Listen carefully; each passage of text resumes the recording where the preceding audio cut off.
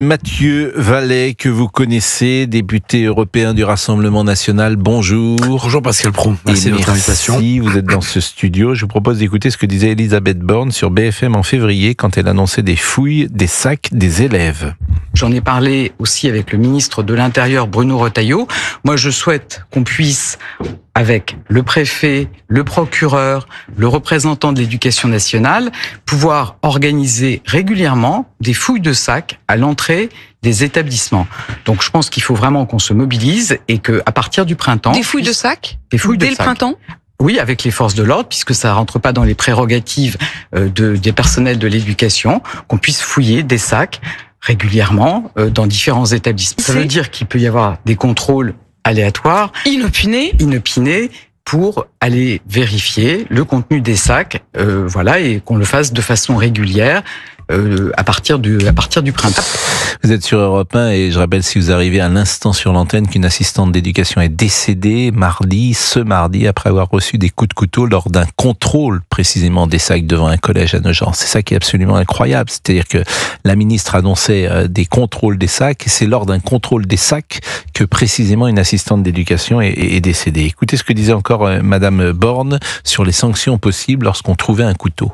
Moi, je vais modifier le code de l'éducation pour que dès lors qu'un élève introduit une arme blanche dans un établissement, il soit systématiquement traduit en conseil de discipline et qu'il y ait systématiquement un signalement au procureur. Bon, je ne veux pas accabler évidemment Madame Borne parce que le moment est dramatique, mais c'est vrai que je le rappelais également tout à l'heure, il y a beaucoup de personnel de l'enseignement, Agnès Lassalle, le professeur Bernard, le professeur Samuel Paty. C'est une nouvelle fois l'éducation nationale qui est touchée ce matin. Vous êtes avec nous, Monsieur Vallet. Merci une nouvelle fois d'être là. À tous mes interlocuteurs, on a eu longuement tout à l'heure Gilbert Collard. On est démunis parce qu'on dit qu'est-ce qu'il faut faire? C'est des gosses de 15 ans. 15 ans. Qu'est-ce qu'il faut faire? Quelle solution? Et ces solutions, elles peuvent être radicales. Seront-elles radicales? Je vous laisse la parole pour ces premiers commentaires. Je pense à cette assistante d'éducation de 31 ans dans ce collège de Haute-Marne où on nous explique qu'il y a encore des territoires épargnés par l'ultraviolence. Aujourd'hui, on a encore une fois malheureusement la démonstration inverse. Et cette jeune femme de 31 ans, c'était un emploi jeune, c'était des premiers pas dans l'éducation nationale qui débouchent souvent sur des concours d'enseignants, professeurs des écoles ou professeurs des collèges en l'occurrence. Et donc, vous imaginez qu'elle ne regagnera pas sa famille, ses proches, ses amis, parce que on a un primo-délinquant de 15 ans qui a sorti un couteau et qui s'est acharné sur elle puisqu'elle est décédée rapidement. Et que malgré l'intervention rapide des gendarmes qui procèdent à ces contrôles aléatoires, dont a été légèrement blessé à la main, on en est dans cette situation-là. Et que moi je dis à Elisabeth Borne, le mineur de 2025, c'est plus le mineur de 1945.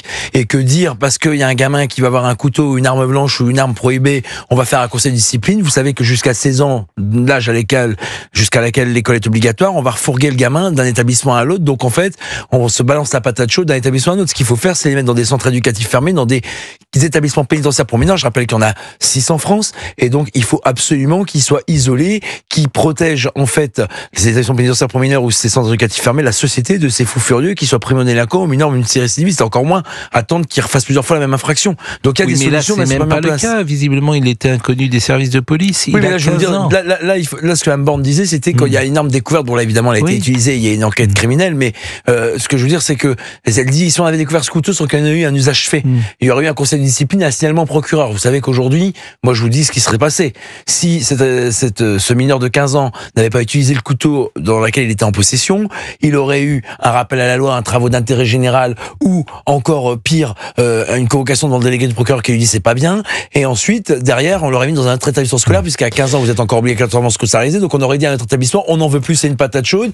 Il fout en fait le Bronx chez nous ou il représente une âge chez nous et donc du coup on le donne chez vous. Donc en fait le problème c'est qu'on attend le drame, on attend qu'il réitère, on attend qu'on ait un mort pour pouvoir finalement avoir des mesures fortes qu'on doit prendre dès le début. J'entends ce que vous dites, mais au-delà d'ailleurs de ce qui peut se passer dans un lycée ou dans un collège, on a eu ce week-end ou ces derniers jours Benoît, le père de Benoît, qui est mort à Dax parce que c'est un jeune de 16 ans arme blanche qui l'a planté, tué.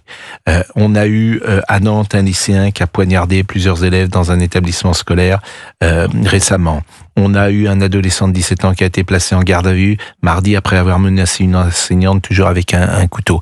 L'arme blanche, couteau, les jeunes. Sûr. Et Gilbert Collard parlait tout à l'heure du mimétisme. Et ça, on connaît en criminologie le mimétisme. 1 + 1 + 1. Qu'est-ce qu'on fait avec les armes blanches et les couteaux? Au point où, dès que vous êtes dans la rue, vous, moi, imaginons aujourd'hui une forme de paranoïa que nous avons tous lorsqu'on est dans un endroit où il y a beaucoup de monde, stade de football, un cinéma, les transports, etc. On a peur, on regarde les uns et les autres avec défiance. On n'a pas tous le même constat, Pascal Praud, parce que la CGT ou certains personnels d'enseignants ou d'assistants d'éducation étaient contre ces fouilles aléatoires, ces contrôles aléatoires par les gendarmes et les policiers à l'entrée des établissements scolaires. Et quand M. Macron nous dit, par un terme anglais, puisque visiblement il n'aime pas la France, brainwashing, comme quoi les faits divers, qui sont pour moi des faits de société, lavent le cerveau des gens, moi je peux en rajouter. Ce petit Hassan à Nogent-sur-Oise qui a été tué sur le parking d'un Lidl, ou à Crépol, Thomas qui a été massacré à coups de couteau, ou encore Elias, ce jeune de 14 ans dans le 14e arrondissement parce qu'il a refusé de donner son téléphone portable et qu'il était sans histoire et qu'il rentrait d'un entraînement de sport, qui s'est fait massacrer aussi à coups de machette. Sa mère l'a dit, elle l'a encore dit ce matin sur une des antennes nationales, et qu'elle se retrouve bien seule, bien abandonnée et bien sans nouvelles de la justice et des politiques. Tant qu'on n'est pas sur le même constat, on n'aura pas les mêmes solutions. Le couteau, c'est pas simplement une arme par destination, une arme blanche, c'est une arme pour laquelle on doit être poursuivi comme tel, comme un délit devant un tribunal avec une condamnation pénale. Et que lorsqu'on me dit qu'il y a de la surpopulation carcérale, on n'intègre pas les bons. Et d'une certaine manière, c'est pas parce qu'il y a plus de gens en prison qu'il faut pas les mettre en prison, c'est bien parce qu'il y a un ensauvagement. Donc le mimétisme, certainement, mais moi je vous dis, tant qu'on n'est pas sur le même constat et qu'on derrière on va pas du coup vers les mêmes solutions, il y aura pas d'amélioration. Il y a pas de concorde sur ça, Pascal Praud. On a encore l'extrême gauche qui va nous expliquer qu'il a atteint de troubles psychiatriques, que il vient d'un milieu modeste, qui avait bien une belle raison de faire ça. Mais de toute façon, pour tuer quelqu'un à coup de couteau sans raison à l'entrée d'un établissement sur une assistante d'éducation de 31 ans, c'est que vous n'êtes pas un grand clerc ou que vous n'avez pas les idées claires. Mais pour moi, ça doit motiver d'autant plus à mettre ces gens-là derrière les barreaux. Il faut absolument protéger la société avant de parler de réinsertion. Je vous parle de ça parce que moi, en tant que policier, pendant 20 ans, c'est les discours qui ont tué mon pays, qui ont tué la France. Depuis 20 ans, on nous bassine avec la culture de l'excuse. On a l'excuse sociale, l'excuse pénale, l'excuse de minorité qui fait que le petit Matisse de 15 ans, son meurtrier qui a été condamné, il risquait 30 ans, 15 ans, trouble psychique, 8 ans. On fait des divisions par 4. Donc tout ça, les gens ne supportent plus. Et pardon de le dire, je suis venu chez vous la semaine dernière, je termine là, excusez-moi d'être long. Le laxisme judiciaire tue nos enfants, tue notre pays aujourd'hui. Et vous avez monsieur Rémi Hetz, le procureur général près de la Cour de cassation, madame Laure Becquio, la procureure de Paris. Tout le monde est monté au créneau, non pas pour s'offusquer, alors qu'ils représentent les intérêts de la société, ce ne sont pas des juges du siège. Ils viennent sur les antennes pour nous expliquer que le problème c'est le populisme anti-juge et que c'est pas le laxisme de certains juges qui font les morts dans notre pays. Donc tant qu'il y aura cet entre-soi qui se protège et qui, en fait, a l'impression d'être seul contre tous les Français, on n'y arrivera pas. Sur CNews et Europe 1, vous expliquez souvent que 80% des Français estiment que la justice est laxiste. Aujourd'hui, on a tout ce cocktail explosif qui nous saute à la figure et dont on est en train de le payer, mais au prix de morts, de vies innocentes, de victimes innocentes, de gens qui finalement n'ont rien demandé, qui sont honnêtes, qui sont des Français honnêtes et qui aujourd'hui ne peuvent ni compter ni sur la justice, ni sur des responsables politiques comme M. Macron qui nous explique que c'est des faits divers. Il y a un coup de gueule parce qu'au bout d'un moment, c'est bon. Les tweets, les recueillements, les réunions, les ceci, les fleurs, ça va. Moi, j'ai pas envie que demain ma petite sœur et mes deux neveux se fassent fracasser à coups de couteau parce qu'on m'explique qu'il a des troubles psychiques, parce qu'on m'explique qu'il a croisé la route d'un fou furieux qui devait pas être dehors, parce que comme Elias, c'était des gamins qui habitaient au même endroit mais qui devaient pas se fréquenter. Faut arrêter de nous prendre pour des cons. Ça devient.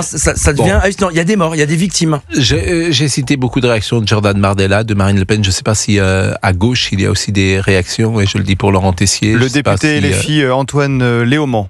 Pour le moment. Donc ça, c'est aussi intéressant parce que on voit bien dans ces cas-là les réactions des uns et des autres, de la même manière que les médias. On en avait parlé, c'était Laurent Tessier la semaine dernière qui avait fait une chronique assez remarquable où on s'était aperçu que sur France Inter, je crois que c'était lundi, au lendemain de ce qui s'était passé au Paris Saint-Germain, sur les Champs-Élysées après la victoire du Paris Saint-Germain, 3 minutes. 3 minutes et 5 secondes entre 7h et 10h. 3 heures de matinale, 3 minutes et 5 secondes sur les violences. Et vous aviez fait effectivement une chronique extrêmement intéressante. Il est 12h42, on est avec Mathieu Vallet.